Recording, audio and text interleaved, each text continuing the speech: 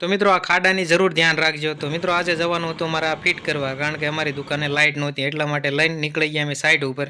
તો રિક્ષા આવે છે ને રિક્ષા પહોંચી પણ ગઈ અને આ ક્રેનથી ચડાવવું પડે એમ હતું, કારણ કે ઊંચાઈ એટલી હતી ને વજન એટલું છે. તો ક્રેનવાળાને ફોન કર્યો તો આવ્યો નહીં. તો અમે ત્યાં ઉતારીને જો, કારણ કે માથે ચડાવવાનું છે. તો નીકળી ગયા અમે રામપર, કારણ કે ત્યાં મંદિરનું કામ હતું ને માપ લેવાનું હતું.